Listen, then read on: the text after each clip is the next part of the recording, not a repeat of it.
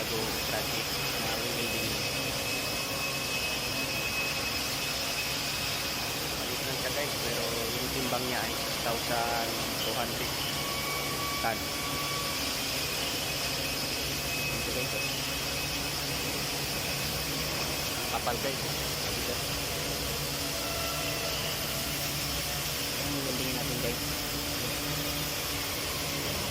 So guys, may pabigat pa yan dito.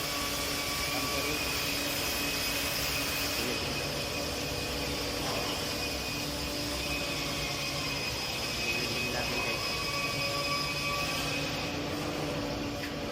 Ito guys, na-root pa siya na natin. So, final na rin natin to. Yung counterweight. Ano niya, maliit lang pero mabigat.